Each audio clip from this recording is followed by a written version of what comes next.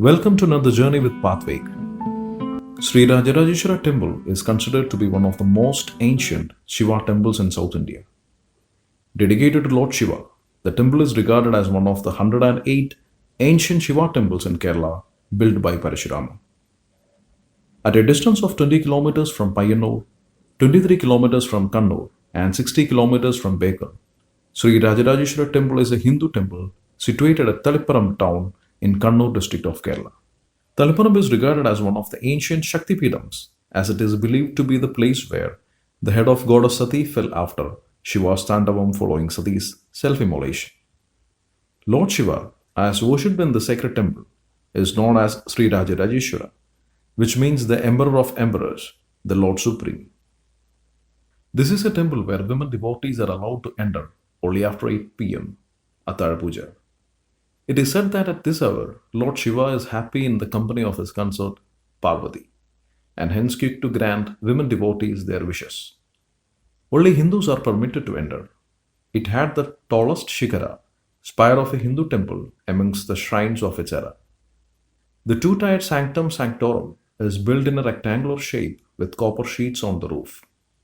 The sanctum sanctorum, with its majestic proportions, is a fine example of the traditional architectural style of Kerala. The temple has no Kudimaram, flagstaff, unlike others in Kerala. The Talipparam temple was also subject to attack by Tipu Sultan. One can find relics of the old gigantic Gopuram at the entrance, which was demolished by Tipu's army. Only a small portion of the front main entrance has survived as a relic. It is believed that Sri Rama, during his victorious return from Lanka, stopped here to offer worship to Lord Shiva. In honor of his presence, devotees are not allowed into the Namaskara Mandapam even today. The Raja Rajeswara temple has a top of about 90 tons.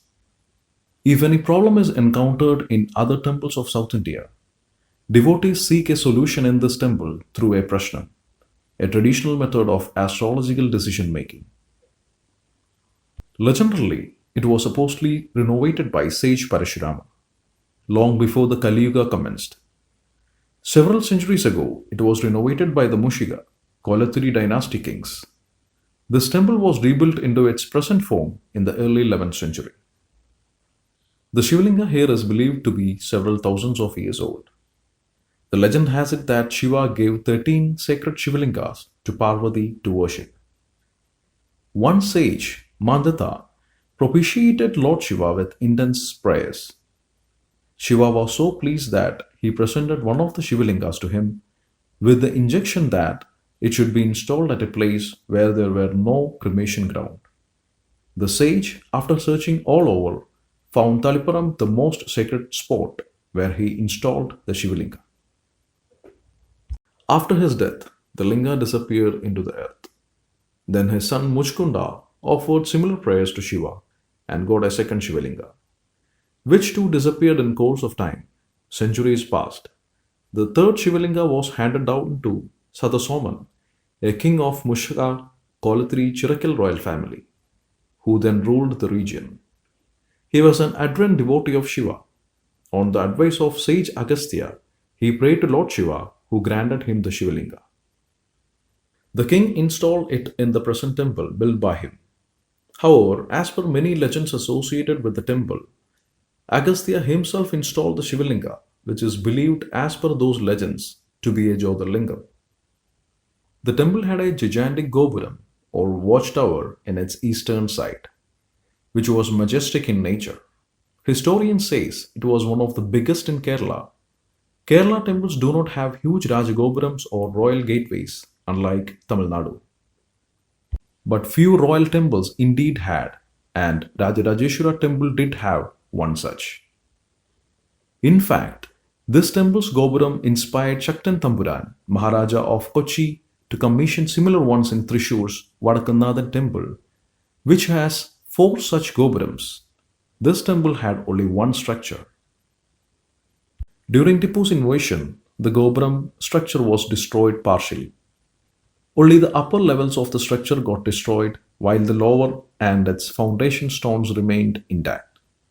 Historians believe it wasn't razed down, Rather, it was mostly blown up with artillery as the ground floor and basement levels remained intact while roofing collapsed.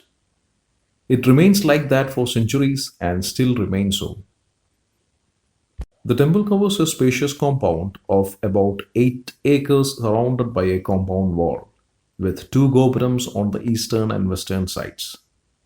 The ancient compound wall is a wondrous architectural marvel built of huge cut stones placed one above the other without any cementing mortar, broad at the base and tapering towards the top. The place is considered as most sacred for performing Kudiyatam and Chakyarkut. Whenever a new Kudiyatam is being directed, it is performed at this temple. It is one of the historical temples in Kerala and among the must visit places in Kannur. Thank you for watching. See you at the next location.